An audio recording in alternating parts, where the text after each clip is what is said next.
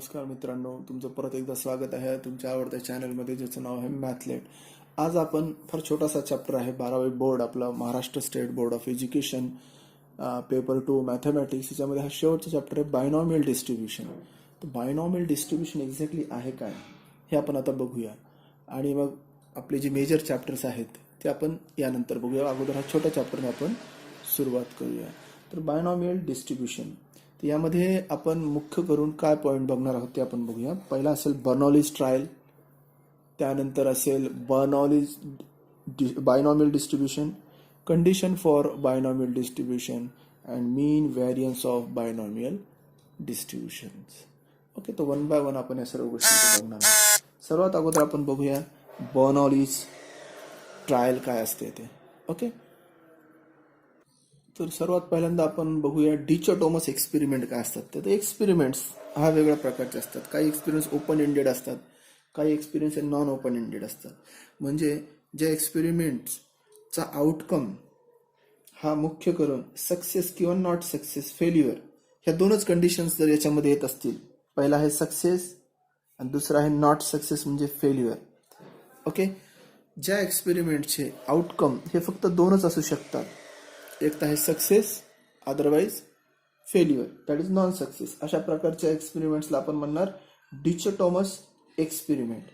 If a dichotomous experiment is repeated n times and if in each trial the probability of success is greater than 0 and less than 1, okay, is constant, then such a trials are called as Bernoulli's trial. आता आपण आपल्या main मुद्द्यावरती येणार आहोत की Bernoulli's trials कशाला म्हणायचे ते. आता बघूया बर्नॉलीज ट्रायल म्हणजे काय. असा एक्सपेरिमेंट जो की n टाइम्स रिपीट होत आहे, same experiment n times repeat होत आहे. लक्षात येते तुमच्या, सेम एक्सपेरिमेंट काय होत आहे, n टाइम्स रिपीट होत आहे. तर n टाइम्स प्रत्येक वेळेस त्याचा जो आउटकम असेल, त्याची जी प्रोबॅबिलिटी असेल, प्रोबॅबिलिटी ऑफ सक्सेस, ओके, दोन प्रोबॅबिलिटी आहेत. एक तर पहिली प्रोबॅबिलिटी आहे सक्सेस आणि सेकंड प्रोबॅबिलिटी आहे failure. Okay, then we are going to see here, आपण इथे मेनली कशावर कॉन्सन्ट्रेट करणार आहोत, we are going to point on the probability of success. We are not going to here keep our eye on probability of failure. हे कशाशी related Bernoulli's trial, it is related to probability of success. Any experiment, dichotomous experiment has two outcomes, त्याचे दोनच outcome असू शकतात. एक आहे success आणि दुसरा आहे फेल्युअर. लक्षात येते, सक्सेस. आता आपण Bernoulli's trial deals with the probability of success. Bernoulli's trial कशाशी रिलेटेड आहे, प्रोबॅबिलिटी ऑफ सक्सेसशी रिलेटेड आहे, बरोबर आहे. आता आपण बघूया एखादा एक्सपेरिमेंट जर n टाइम्स रिपीटेडली तो आपण करत आहोत, एक वेळेस, दोन वेळेस, तीन वेळेस, चार वेळेस, असं आपण जर त्याला n टाइम्स आपण रिपीट करत असू, ओके, आणि प्रत्येक वेळेस इन ईच ट्रायल, प्रत्येक ट्रायलमध्ये, प्रत्येक ते रिपिटेशन्समध्ये सक्सेसची प्रोबॅबिलिटी जर 0 आणि 1 यांच्यामध्ये कॉन्स्टंट राहत असेल, लक्षात येते, greater than 0 but less than 1, it should not be equal to 0 और it should not to be equal to 1, it is in between this set, greater than 0 and less than 1. In such cases, this probability is called as, or this trial is called, such a trials are called as Bernoulli's trials.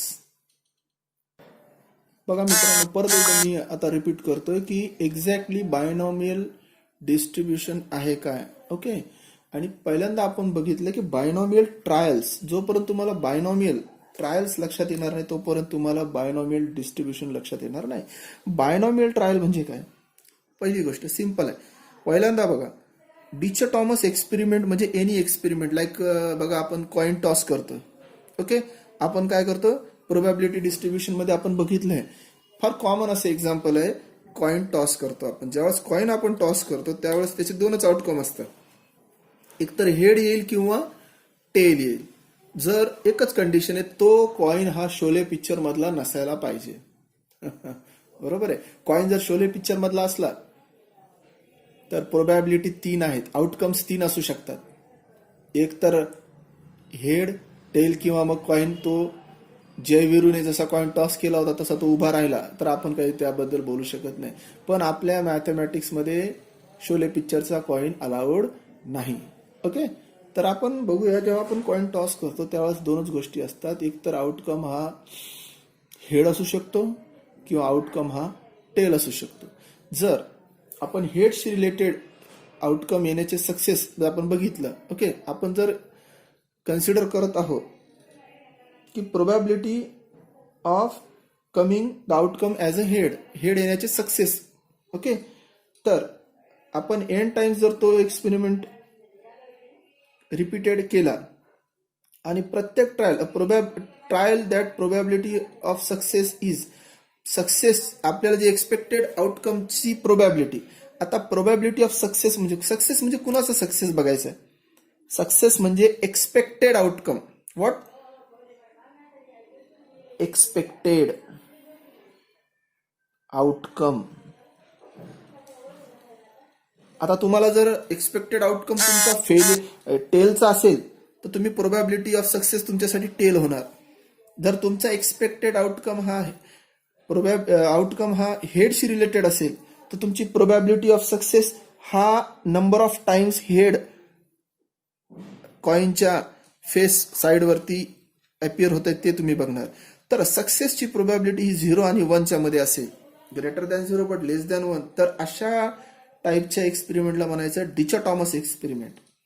Okay, तर dichotomous experiment हा it is related to the probability of success. Okay, now binomial distribution हा पुढचा point आहे. तर त्याच्यामध्ये आपण x discrete random variable जे आपण प्रोबॅबिलिटी डिस्ट्रीब्युशन मध्ये बघितलंय किंवा आपण बघणार आहोत. तर तुम्ही सध्याला एवढं लक्षात घ्या, X is a discrete random variable, N आणि पी हे पॅरामीटर्स आहेत. ओके, पॅरामीटर्स म्हणजे काय? Outcomes, expected outcomes N and P. लक्षात येते? त्यात तिसरा आउटकम नसणार आहे. लक्षात येते? PMF probability mass function, P of X is equal to X, where probability mass function it is N of C X P of X q raised to n minus of x if x starts from 1 to up to n, or it is 0 otherwise. म्हणजे it if x ची value जर 1 to n सोडून दुसरी काही जरी असेल तर p of x काय येणार? 0 येणार अदरवाइज. लक्षात येते?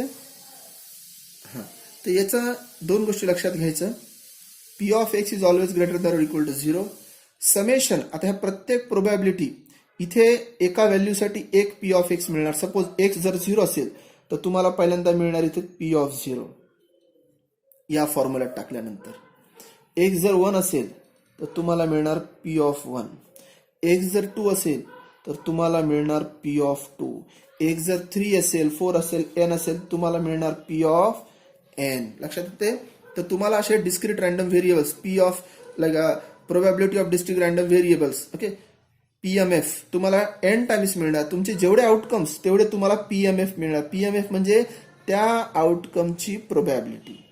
0 जर आउटकम असेल तर 0ची प्रोबॅबिलिटी, 1 जर एक्सपेक्टेड आउटकम असेल तर 1ची प्रोबॅबिलिटी. ह्या सगळ्यांचं जर आपण समेशन केलं, summation of P of 0, P of 1, P of 2 up to P of N, then we apply this formula there, N C X summation of this PMF, okay, that is nothing but 1. या सगळ्यांची probability काय येणार? 1. काय येणार 1? Because it should not be greater than equal to 1, it is less than 1. Then the summation is always 1. लक्षात येते? ह्या प्रत्येकाची व्हॅल्यू ही 1 पेक्षा लहान असेल, मग त्यात दुसरा ऍड केल्यानंतर तो 1 पर्यंत जाणार दोघांचं समेशन. पण इंडिव्हिज्युअल जर आपण व्हॅल्यू घ्यायला गेलो ती कशी असली पाहिजे? ग्रेटर दॅन 0 आणि लेस दॅन 1 असली पाहिजे. फार सिंपल अशी गोष्ट आहे. थिअरी जरी तुम्हाला थोडीशी इथे किचकट वाटत असेल तर मित्रांनो, याच्याशी रिलेटेड काही पॉइंट्स आहेत, ते पॉइंट्स तुम्ही समोरच्या इमेजमध्ये तुम्ही बघू शकता. आता यानंतर आपण यावरती एक प्रॉब्लेम घेऊया. लक्षात येते? तर तो प्रॉब्लेम बघितला की तुमच्या सर्व लक्षात येऊन जाईल. बघा मित्रांनो, आता आपण प्रोबॅबिलिटी बायनॉमियल डिस्ट्रीब्युशनशी रिलेटेड आपण प्रॉब्लेम बघत आहोत. Probability of PMF. ओके, नाव आता हा जो प्रॉब्लेम आलेला आहे, हा प्रॉब्लेम आलेला आहे मार्च 2017 मध्ये, आणि त्यानंतर हा जो सेकंड आहे तो आलेला आहे मार्च 14, 15, 16 आणि 17. प्रश्न अगदी सिंपल आहे.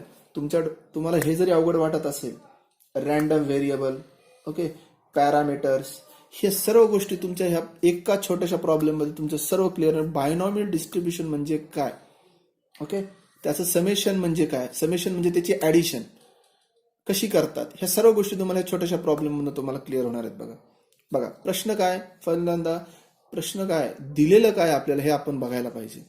What is given in the mathematical problem that has to be first of all understood by student. पहिल्यांदा ती गोष्ट बघायची, दिलंय काय. गणित हा एवढा इंटरेस्टिंग गोष्ट आहे की जे दिलंय त्यातच तुमचं आन्सर असते किंवा त्यातच तुम्हाला ट्रिक दिलेली असतात. बघा सोपी गोष्ट आहे, दिलेलं काय ते बघायचंय, काय आपल्याला शोधायचंय, काय आपल्याला फाइंड आउट करायचंय ते एकदा बघायचं, आणि कसं करायचं हे तुम्हाला प्रॅक्टिस नाही येणार. पहिल्यांदा बघूया, we will read the question. आपण प्रश्न वाचून घेऊया. A fair coin is tossed 8 times. आता फेअर म्हणजे काय, फेअर आणि फेअर आपण हा शब्द बऱ्याचदा बघतो. फेअर म्हणजे कॉइन, असा कॉइन तुम्ही टॉस करा की ज्याला तुम्ही कॉइन म्हणू शकता. असं ओबड धोबड जर तुम्ही गारगोटी घेतली, जसं ग्रामीण भागांमध्ये मुलं खेळतात आणि तिला एका साईडने हे करून मग वरती ती थ्रो करतात, कॉइन सारखी दिसणारी गारगोटी घेऊन जर तुम्ही त्याला कॉइन म्हणत असाल तर ते नाही जमणार. कॉइनच घ्यायचा. कॉइन म्हणजे काय हे तुम्हाला सर्वांना माहित आहे. कॉइन, फेअर कॉइन याचा अर्थ हा, फेअर कॉइनचा अर्थ हा झालाय. लक्षात येते. तर बघूया next. A fair coin is tossed 8 times. किती वेळेस त्याचा टॉस केला आपण, 8 टाइम्स, ओके. आणि प्रत्येक टॉस झाल्यानंतर आपण त्याचा आउटकम हेड येतोय की टेल येतोय हे आपण नोट डाऊन केलंय. लक्षात येते. तर आपल्याला आता काय करायचंय, find the probability that it shows heads. आपल्याला हेड्स दाखवणाऱ्या प्रोबॅबिलिटी आपल्याला फाइंड आउट करायचं. Find the probability that it shows head exactly 5 times. Exactly 5 ते 8 पैकी 5 वेळेस हेड यायला पाहिजे. तर ती प्रोबॅबिलिटी काय असेल ती आपल्याला शोधायची. आणि सेकंड मध्ये आपल्याला शोधायचंय की त्या 8 मध्ये ऍटलिस्ट 1 टाइम हेड यायला पाहिजे. 1 टाइम हेड येईल याची प्रोबॅबिलिटी काय असेल, ओके. तर फार सोपी अशी गोष्ट आहे. 1 बाय 1 तुम्ही नोट डाऊन करत चला, तुम्हाला त्याचं सोल्युशन ऑटोमॅटिकली लक्षात येऊन जाईल. आता लक्षात घ्या, आपण बर्नॉलिस ट्रायल मध्ये आपण बघितलंय डिचॉटॉमस एक्सपेरिमेंट. डिचॉटॉमस एक्सपेरिमेंटचे 2च आउटकम असतात, फेल, सक्सेस किंवा फेल. इथे आउटकम आहे हेड किंवा टेल. आपल्याला काय करायचं, कुणाची प्रोबॅबिलिटी शोधून कुणाशी रिलेटेड शोधायची, हेडशी रिलेटेड, ओके. म्हणून त्याचे जे दुसरा आउटकम आहे टेल, त्याचा आपण विचार करणार नाही. आपण पहिल्यांदा इथे काय करणार, लेट, आपण त्याला लेबल करणार, let X be a number of heads.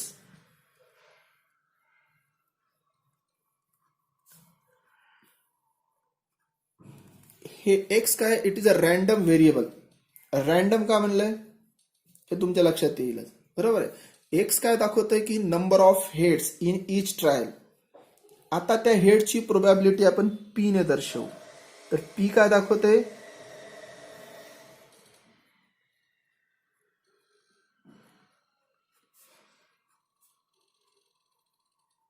P दाखवते probability of getting head.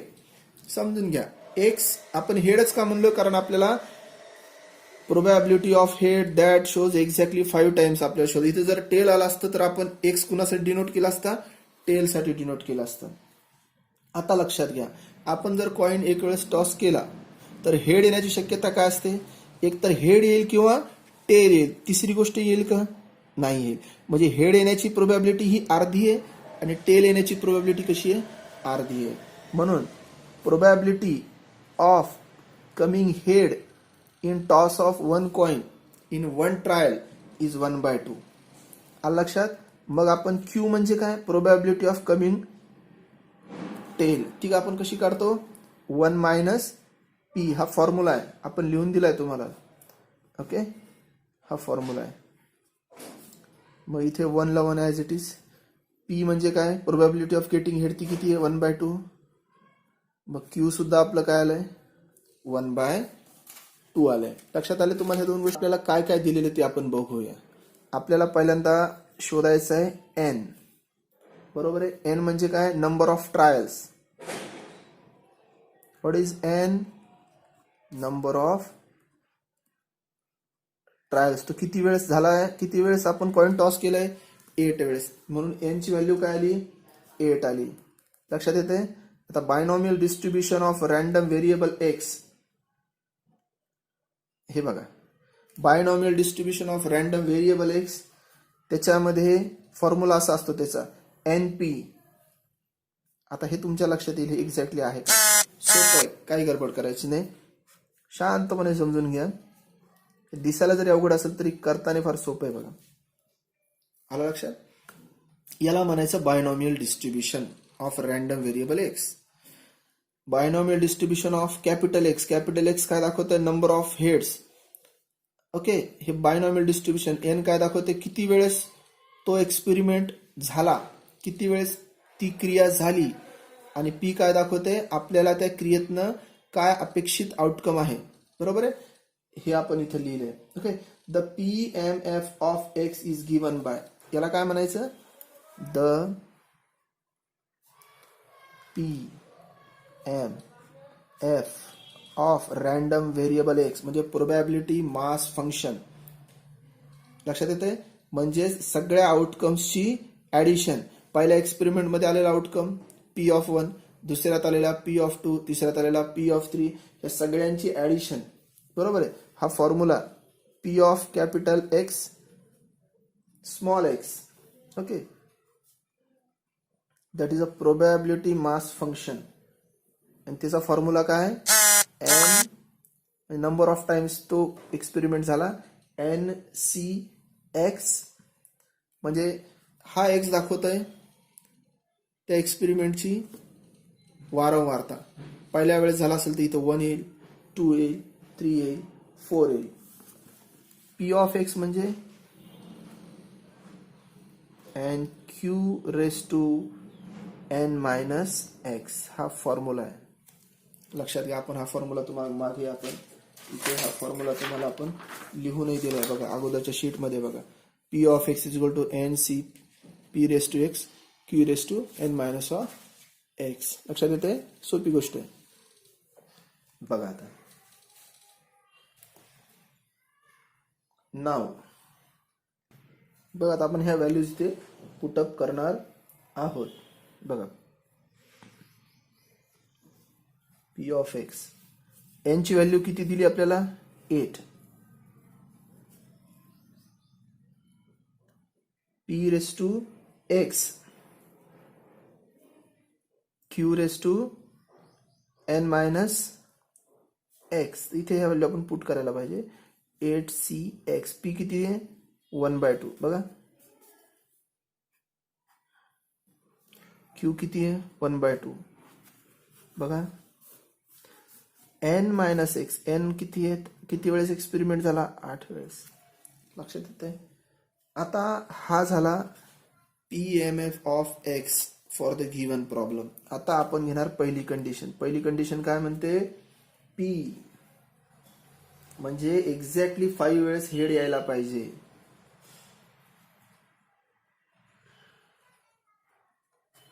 Exactly 5 heads. बरोबर. आता एक्सच्या ठिकाणी तुम्ही काय ठेवणार 5 ठेवणार. म्हणजे या इथे P ऑफ 5 म्हणजे 8C, एक्सच्या ठिकाणी ठेवणार तुम्ही 5, 1/2 5, 1/2 8-5. लक्षात येते तुमच्या 8-5. आता याला आपण इथे समोर इथे करू शकतो आपण 8C5 1/2 5 आणि ते 1/2 8-3 5 is 3. लक्षात येते. हा, आता आपल्याला माहिती आहे as NCR is nothing but NCn-r. आता आपण परमुटेशन्स आणि कॉम्बिनेशन्स नावाचा चॅप्टर 11 ला बघितला, त्याच्यातला फॉर्म्युला आहे. काय फॉर्म्युला आहे, NCR is equal to N C stands for combination N minus R. हा फॉर्म्युला तुम्हाला नसेल वापरायचा तर वापरू नका, काही आवश्यकता नाही. आपण त्याला अदर वेने सुद्धा करू शकतो. लक्षात येते. हा फॉर्म्युला न वापरता आपण हा प्रॉब्लेम करू शकतो. सिंपल अशी गोष्ट आहे. काय करायचं, 8C5 बघा इथे 5 येते 1, तर 5 टाइम्स जायचं 1 पासनं 5 टाइम्स. इथे 4 आला असता तर 1 पासनं 4 टाइम्स फॅक्टोरियल. 3 आला असता 1 पासनं 3 टाइम्स. इथे 5 आले ना, तर याला असेंडिंग ऑर्डर मध्ये जायचं 1 2 3 4 5. आता इथे 5 आला म्हणून हा जो वरचा नंबर आहे त्याला रिव्हर्स ऑर्डर मध्ये 5 मध्ये द्यायचे. डिसेंडिंग ऑर्डर 8 7 6 5 1 2 3 आणि अजून एक 4. लक्षात येते तुमच्या. तर 1/2 रेस टू 5 हा आणि 1/2 रेस टू 3 हा. आता बघा 4 4 5 5 3 इंटू 2 6 6. लक्षात येते तुमच्या. मग आता इथे राहतंय काय बघा खाली 8 इंटू 7 8 इंटू ते बघूया 1 रेस टू 5 1 2 रेस टू 5. आता याचं काय होईल 2 रेस टू 5 म्हणजे 2 into 2 into 2 5 times 2 into 2 into 2 into 2 into 2 5 times. लक्षात येते.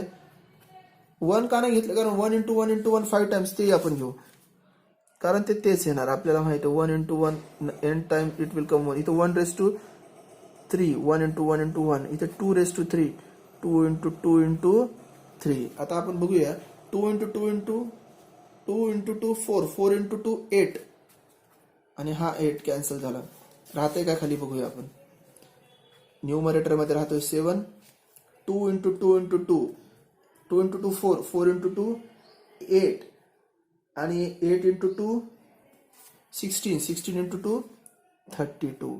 So answer of this is 32. 7/32. 7/32 ते तुम्ही थोडं साईडला रफ मध्ये त्याचं जर डिव्हिजन आपण करून बघितलं तर ते ऑलमोस्ट येत आहे 0.2185. काय तर ते लक्षात आलंय. केलंय काय आपण इथे. परत एकदा मी तुम्हाला हा प्रॉब्लेम रिवाइज करतो. सिंपल गोष्ट. याचा दुसरा पार्ट जो आहे ॲटलिस्ट वन्स तो आपण नेक्स्ट व्हिडिओमध्ये करणार आहोत. पहिल्यांदा हा प्रॉब्लेम इथे समजून घेऊया आपण. इथे एक्झॅक्टली झालंय काय. आपण चॅप्टर सुरू केला binomial theorem, binomial distribution. Okay. X is अ. आता बघा आता होतंय का इथे अ fair coin is toss 8 time. एक कॉइन आहे त्याला 8 टाइम आपण टॉस केले. 8 टाइम टॉस केल्यानंतर 8 आउटकम येणार. पहिल्या वेळेस आउटकम 1, दुसऱ्या वेळेस आउटकम 1. असं होणार नाही की 8 टाइम्स आपण टॉस केलं 7च आउटकम. एक असं आकाशात नेहमीसाठी चालल्या जाणार नाही. तो खाली पडून काही ना काहीतरी येणार. हेड येणार किंवा टेल येणार. तर त्याला म्हणायचं एक्स नंबर ऑफ आउटकम्स. इथं आपल्याला पाहिजे probability that shows heads exactly 5 times. Exactly 5 वेळेस त्या 8 पैकी 5 वेळेस हेड यायला पाहिजे. याची प्रोबॅबिलिटी काय असेल तर ते पी इथे probability x number of outcomes. आता आपण कॉइन टॉस केल्यानंतर 2च आउटकम असतात, हेड किंवा टेल. हेड येण्याची 50 म्हणजे 1/2 आणि टेल येण्याची 50 म्हणजे 1/2. आता हा बायनॉमियल डिस्ट्रीब्युशनचा formula. X is a random variable, b is a binomial distribution of the experiment repeated n times and the outcome p. इथे p 1/2 आहे, n 8 आहे. हा जो फॉर्म्युला आहे तो आहे त्याचा प्रोबॅबिलिटी मास फंक्शनचा फॉर्म्युला. त्याचा फॉर्म्युला आहे NCX p⁻x q⁻n−(x). इथं आपण त्याच्या व्हॅल्यूज पुट केल्या. आता हा झाला ह्या प्रॉब्लेम साठीचा तो फॉर्म्युला. PMF.